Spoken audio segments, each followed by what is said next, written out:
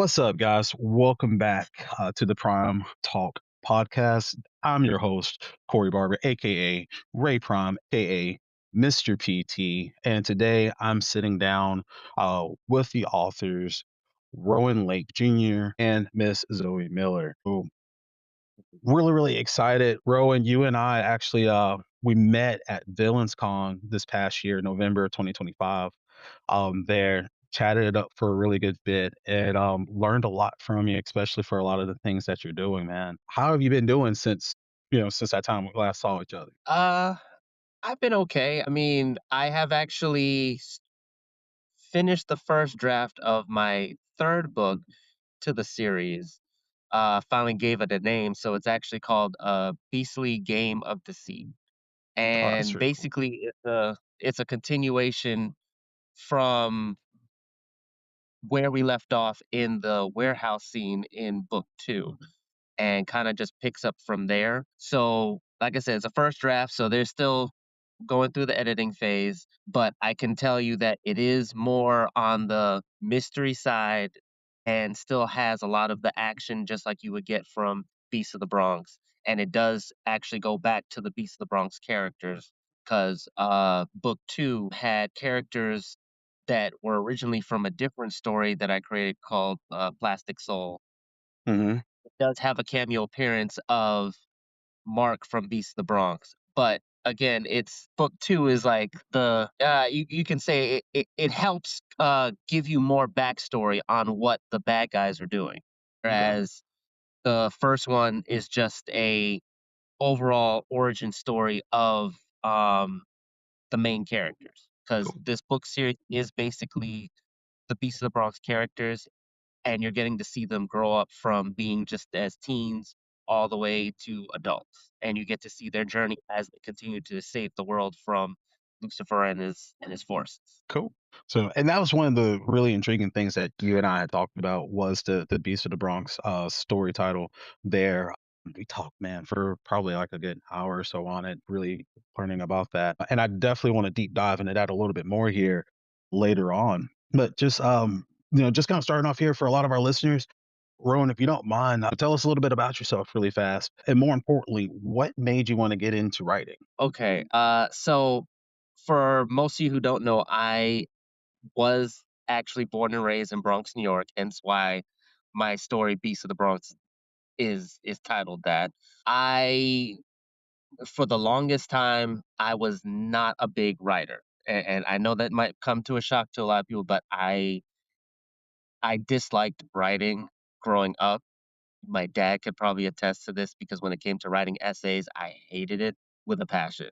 But when my family and I moved from New York to McDonough, Georgia, where I ended up graduating from high school, I had this English teacher who basically told me to see essays as like a story because you're still answering the question, but you're saying it in a story format versus trying to just simply answering the question. And that was the thing that I did not like was the fact that I had to try to answer this question for an essay and it ended up being, three or four, maybe five sentences, and you had to really come up with all these, you know, uh answers to it and it became too much. So I was like, I just got overwhelmed. But when she told me to see it as a story, it was like, oh, I can use my imagination to still answer this question, but make a story out of it. And then since then, I started to really develop my writing and decided, you know what, as a passion project, let me write a story about high school kids saving the world because I was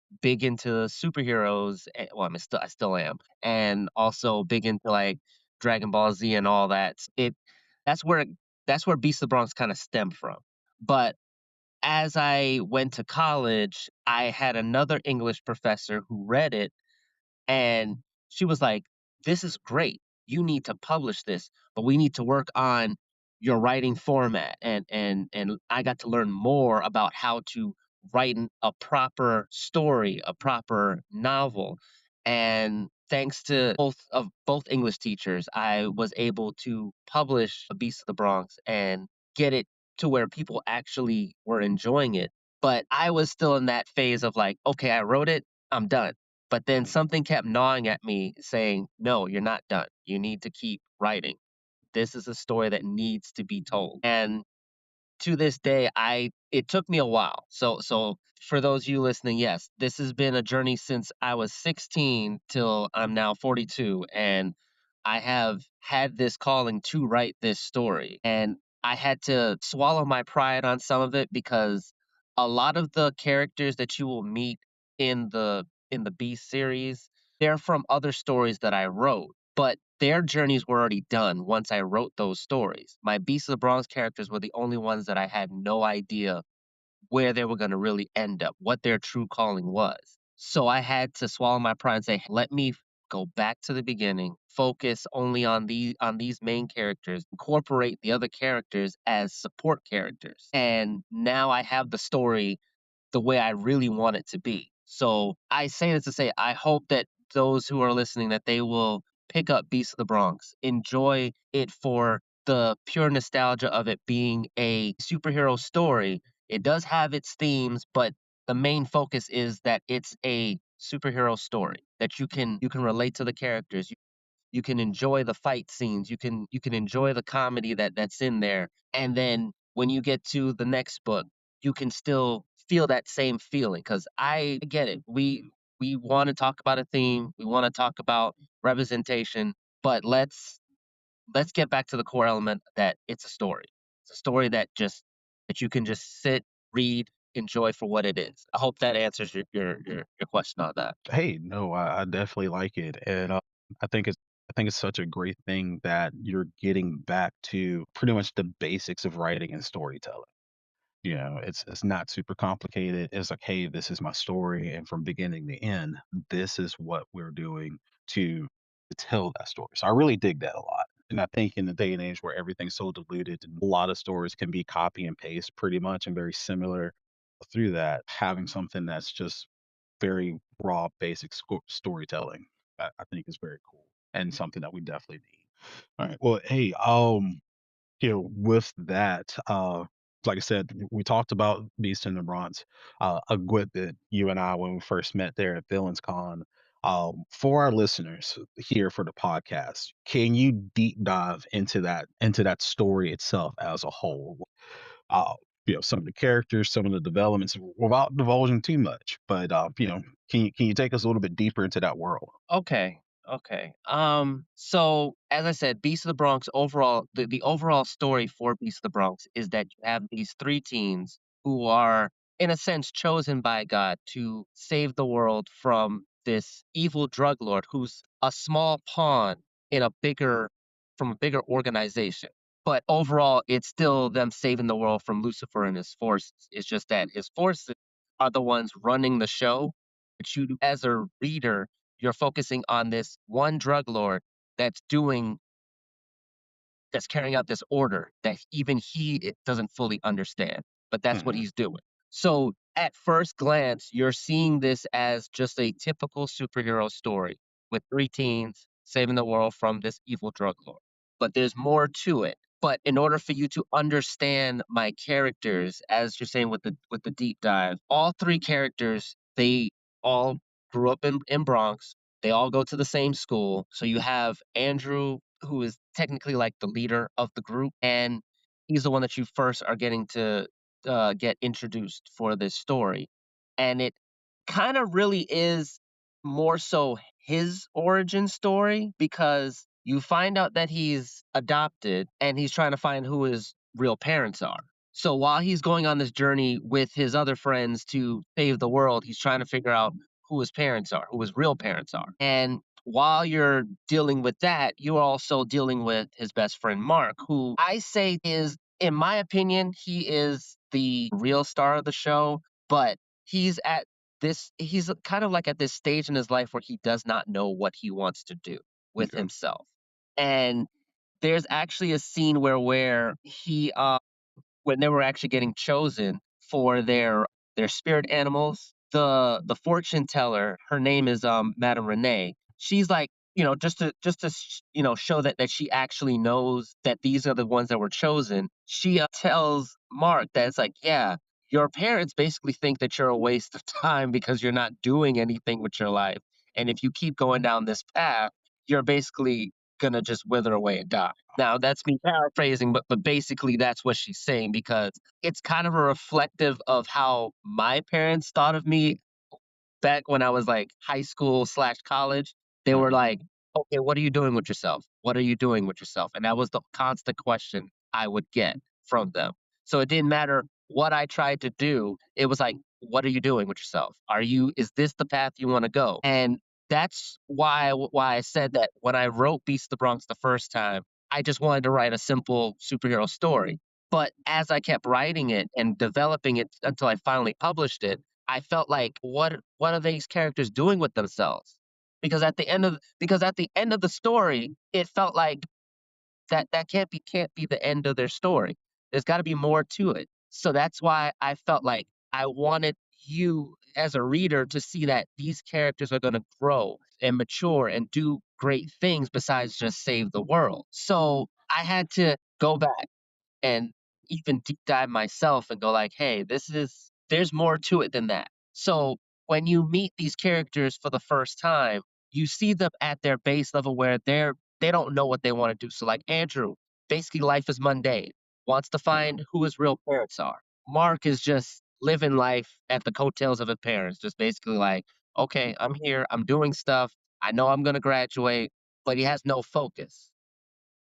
He wants to get a girlfriend, but he has no way but he's too daggone scared to actually ask a girl out. He wants to do all these things, but he's too scared to do anything. Even when they first get to meet Madame Renee, he's he's actually hiding behind Andrew, telling him, "Hey, this ain't right. We ain't supposed to be going to this some creepy abandoned place. Let's go." But something tells him, "Hey, let's go. Let's do this." He gets the push from Andrew.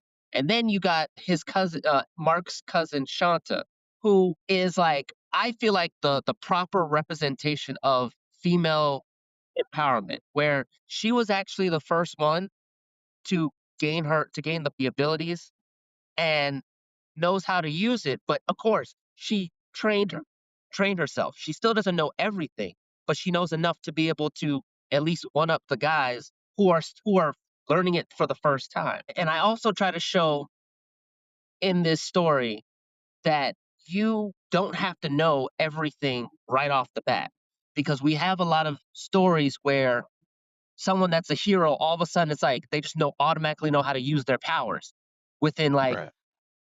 2 minutes of the story and you're like that doesn't make sense. Well, it will be a bit of a slow burn and I'm saying like the first 8 chapters when you're reading it, it may feel like a slow burn to you, but that's only because I'm showing you how realistically, if you were given powers, you're not going to automatically know what to do.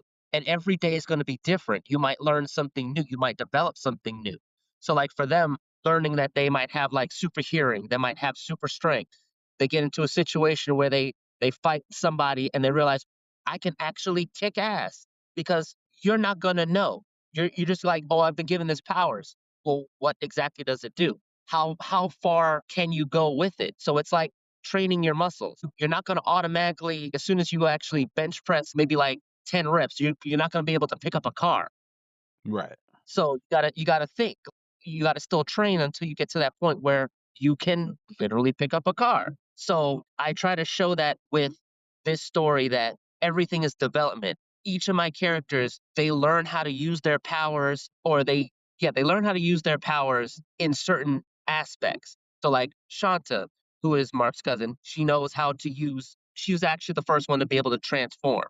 Not Okay. necessarily right off the bat, but she knows how to transform first. The others, Mark and Andrew, they learn it, but through different scenarios. So each of them are learning how to use their powers. Each of them learn how to gain a new ability. And I try to keep the abilities simple so that, no one's going like, oh, well, how many? It's not like Bleach where, it's like all of a sudden they got their Shikai, then they got the Bankai, and then they got this and that. And no, they got one ability, one special attack, and then they gain another special attack. And I keep it at that just so that Okay. you guys keep it simple. Because again, you have to think if this was reality, no one's gonna have all these 15 special attacks. They might have like two or three. that they use for the most part. And then if it gets to the point where they want to learn a new one, then they will learn a new one. But everything is about growing and learning as you go along. I mean, you can always stop me if I'm rambling. Like I said, I'm trying to No, do man. give you a nice little trying to give you a nice little deep dive without trying to spoil too much. Because like I Well, said, it there's a lot. I must say there's a lot going on from this simple story. It's just you have to you have to take it for what it is and then go back, analyze it how you see it. Because that's why I said there's a lot of stuff that even I didn't realize as I was writing the second and the third book, that there was just a lot going on. And even now, as I go back over the third book, I'm going like, dang, that like it might be a gap between the first and the third book, but there's just so much information going on.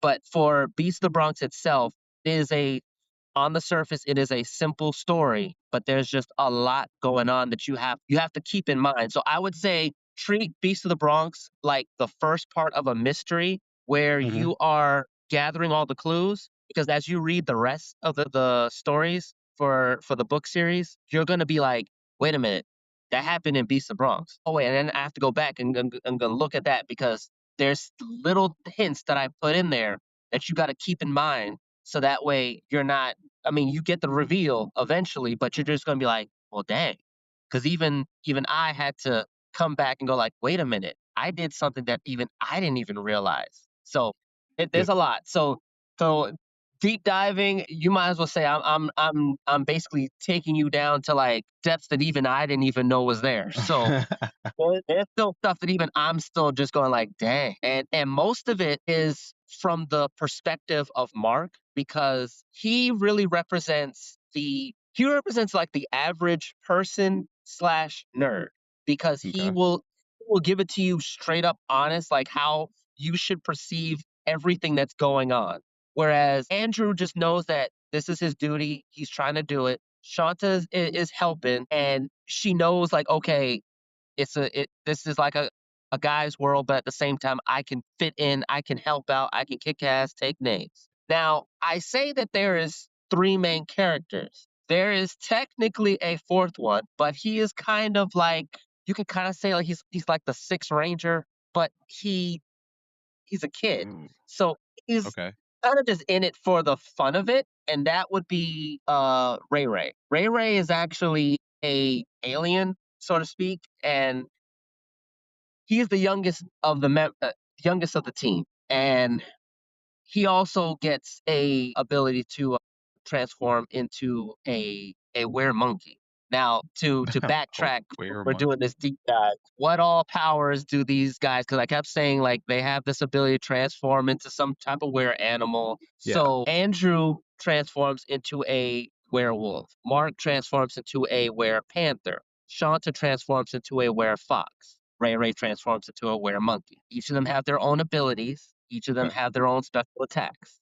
Right. So that I'm gonna leave that for y'all to read so you can see how that goes. Cause like I said, there is a lot that goes on in the story.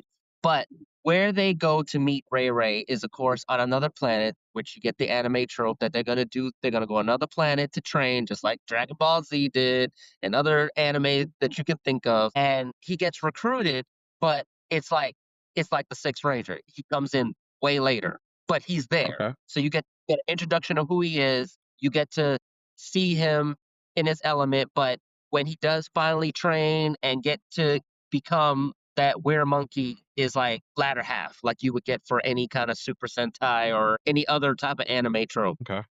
No, I mean, that sounds interesting. Ray Ray literally kinda sticking out. A were monkey is definitely something that has, like, my interest right now, and so I can't wait to be able to read that story. Yeah, Well, let me ask, man, because with all of that creativity of these characters, Andrew, Mark, Shanta, the fortune teller, Miss Madame Renee. what was Madame Renee. So I was trying to take as many notes as I possibly can, man. Madame Renee. Um, with all of these unique characters, I have to ask, like, how challenging was it developing the world that they live in? right? You had mentioned like Dragon Ball Z and other animes where it was a reference, an inspiration for that, but how challenging it was to really build this world for these characters to exist. It was it is a challenge. I'm not even gonna lie. It is still a challenge. As I'm even writing like the third book, it's still a challenge because the characters themselves, I had to like no lie, when I first wrote Beast of the Bronx, Andrew and Mark almost sounded the same. I had to find a way to truly distinguish them from each other so that you as a reader is not going like, well, this sounds like Andrew or this sounds like Mark. And it's like, no, you can tell who is who. Even with Shanta and any of the other female characters that I had to I didn't wanna make them two-dimensional. The main thing Right. that was the challenge was trying not to make any of my characters so two-dimensional that you couldn't believe them being a person. I wanted to make sure that you can be like, "Wow, even the support character has some type of depth to them." May not be Right. a whole lot, enough for you to be like, "Okay, that's a person." Case in point, one of the support characters, her name is Aya. Aya is technically the sister to one of the characters, well, two of the characters who are part of the Beast of the Bronx team. She's a support character, as I said, so she's not Mhm. really going to be fighting.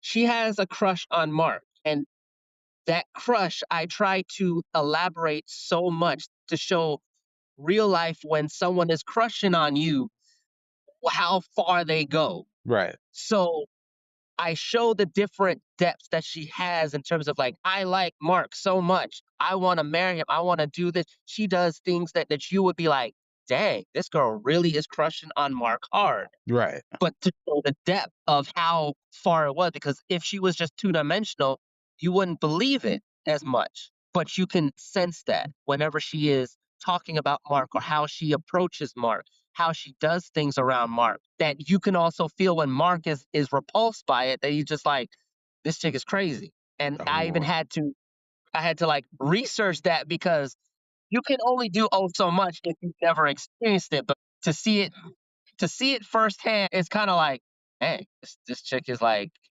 uh, it's kind of a little crazy out for there. you. She's So yeah. the main challenge was trying to make the characters have depth and that you can relate to them. And I think it took me some time to basically go like, okay, like Mark and Andrew, how do I like they're both nerds in their own aspect, but every nerd is different. You got your quiet nerds, you got your loud nerds. How do I Mhm. distinguish without making it be so okay, it's cookie cutter?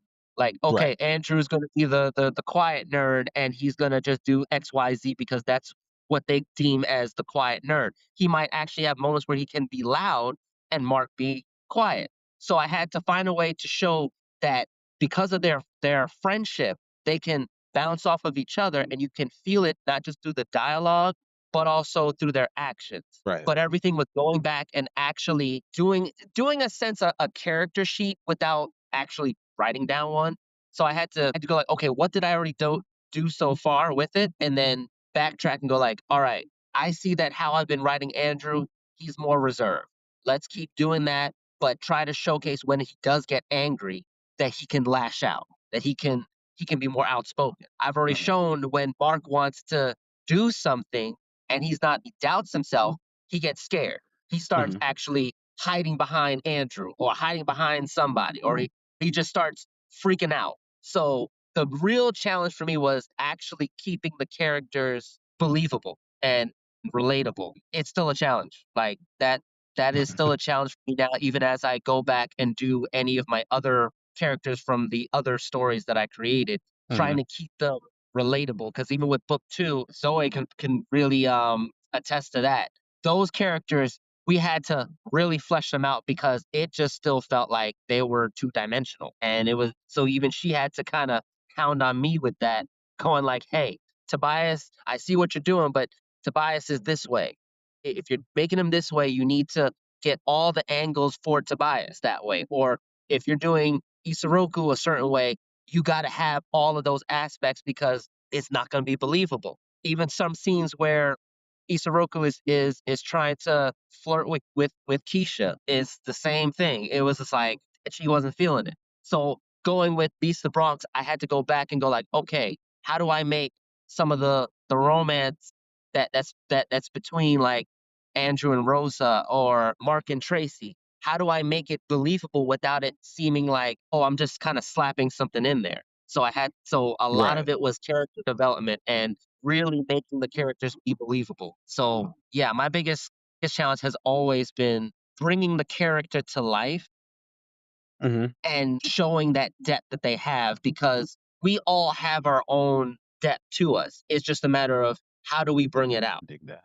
I can definitely dig that. I can see how, especially with creating those individual personalities in each individual situation, as you had mentioned, how they will kind of navigate through those situations. I can see where that challenge will sit there and come at, right? And not it be just kind of one of those, like you said, the same cookie cutter situation to where like your readers would be like, I see how this is going to resolve. You want those twists and turns there. So, that's, I can see that can be a very difficult challenge in making that in a world within itself. But it also makes for a very good, interesting read there to see how these characters interact with each other, not just from teammates, but the love interests that you have mentioned, like how this character growth goes through over, the pretty much the span of 3 books. And are you just looking at 3 books, or as you're developing, or are you kind of seeing 4 episodes like, man, I'm gonna need more books to really unpack this story?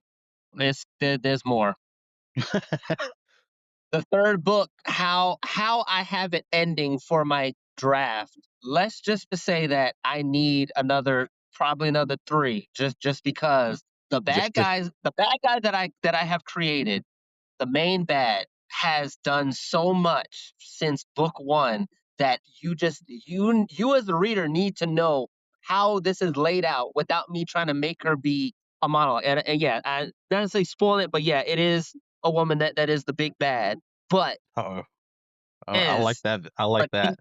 she is doing a whole lot and using everybody, including Lucifer. So you gotta be like, what is this plan? How is she doing this? There is so many twists and turns that even I'm going like, dang chick, what you doing? I had to go back through like I had to go back book one and book two to be like, oh my gosh, what are you doing, woman? Like this, there is just a lot. No, I wish it could stop at book three, but no. You She had to make it much more hard for me. So now I'm sitting there going like, okay, what am I gonna do in book four now? Oh oh Lord, man. help me. Oh, So yeah, oh.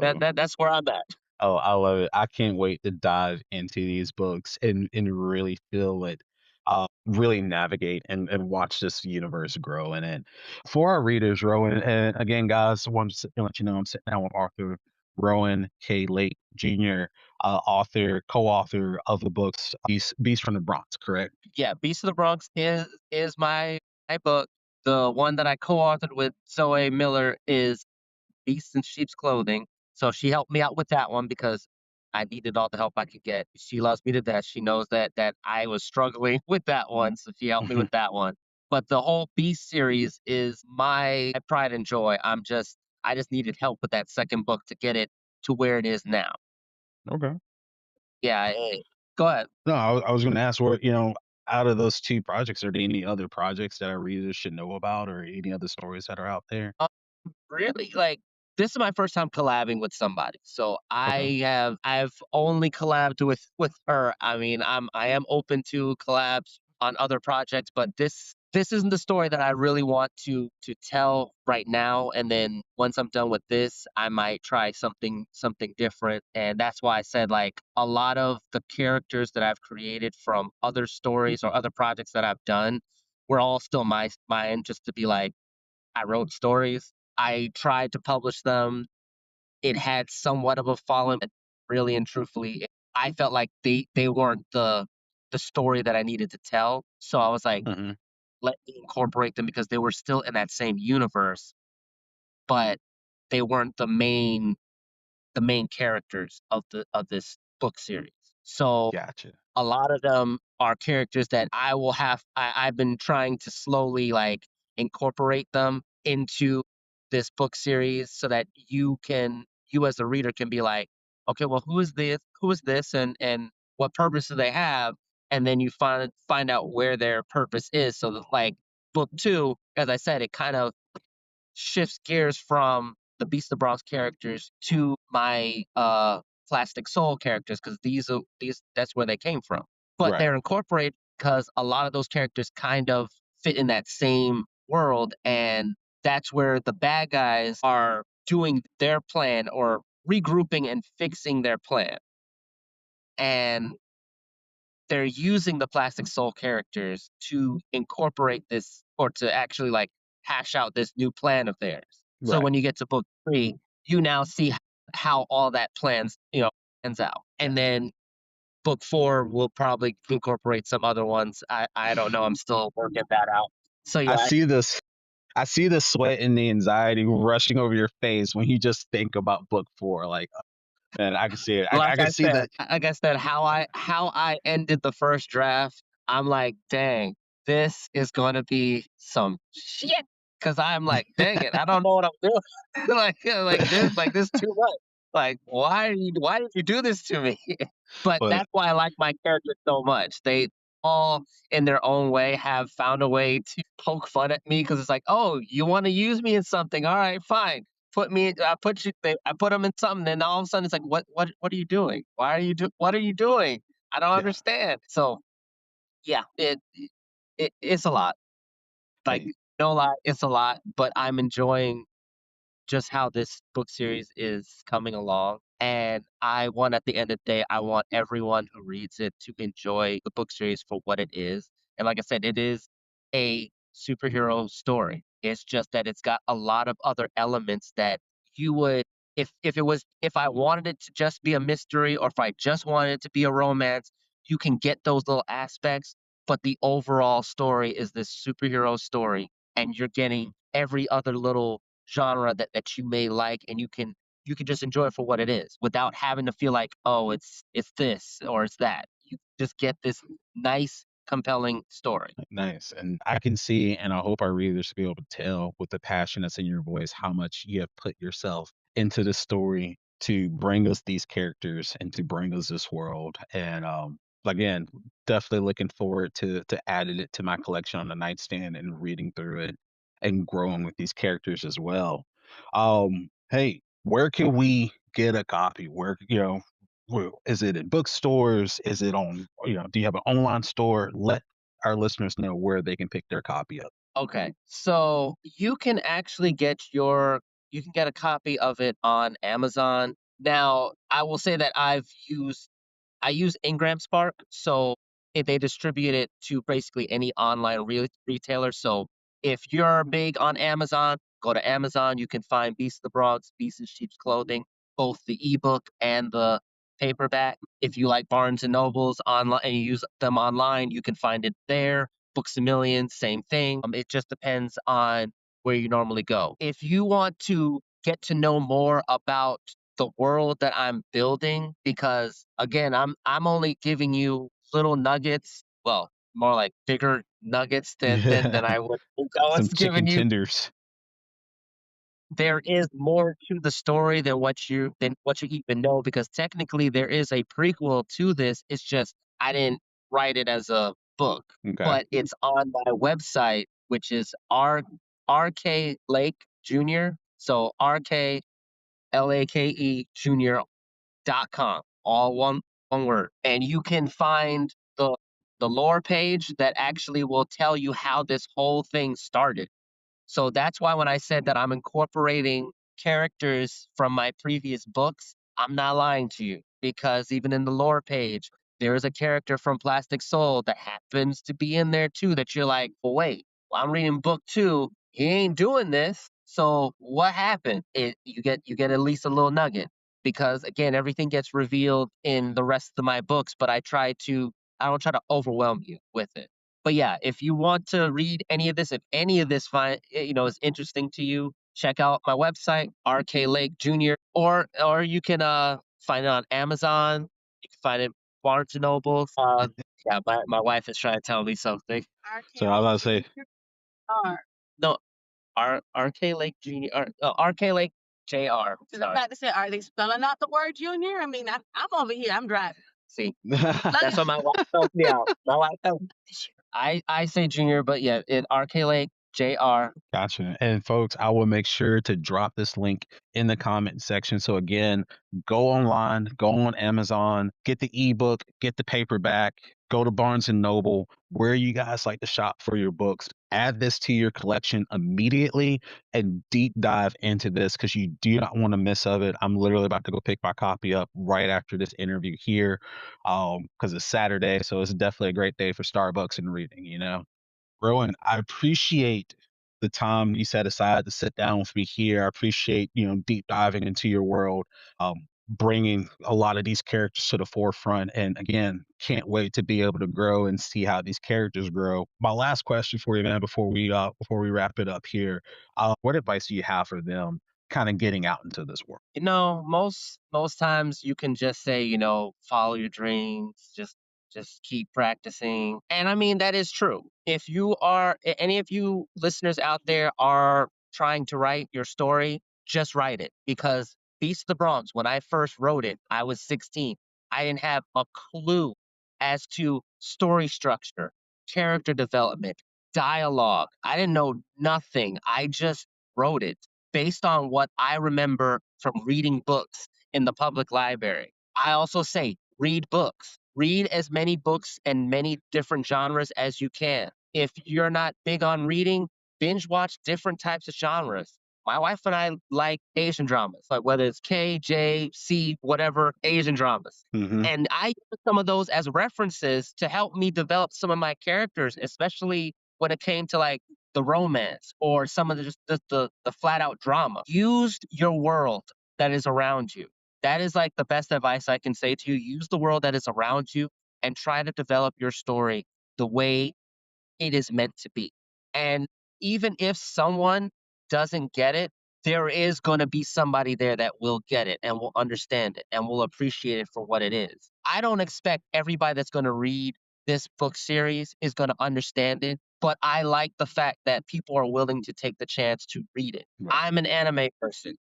I have most of my family are normies. To have my brother-in-law, who is a normie, read my book and enjoy it for what it is, not going like, "What's anime? Oh, I don't think I'm gonna enjoy it." No, he read it, he enjoyed it for what it was. So I say to you as advice, use your world. Use your world that is around you and also embrace other worlds. Even if you're not big on anime, try to watch something to get an idea of how this particular series is popular, why people are so invested into these certain things. Take the time out to appreciate those other things that you're not into. Because I can tell you, it helped me write this book series better than what I had ever done if I stayed, 16 trying to write however I wrote it. Because when I first wrote it, it was crap. And I'm telling you, I only wrote from based on me being in Bronx, New York, and just being a teen. But now that I'm an adult, I can't keep writing teen stuff because it, times have changed. So Right. write stuff as an adult. Write stuff that you know growing up. Write stuff that you can actually relate to. Because like I said, stories right now need to be relatable and just keep practicing. Just keep practicing. You're not gonna get it the first time around. So just keep practicing. That's basically the best advice I can give anybody. Hey, I think that's great advice there. So, and I definitely appreciate that. And again, I appreciate the time today. Thank you for carving some time out in your busy schedule to sit down with me. Again, Rowan K. Lake here, author of the Beast. I'm sorry, I wrote it down, but I'm always bad with this. Beast of the Bronx and Beast in Sheep Clothing, correct? Yes, yes. Boom, there it is. There it is. Guys, get your copy today. Start reading it. You do not want to be in a situation where you miss it all. Thank you guys for listening, and we'll catch you on the next one. All right.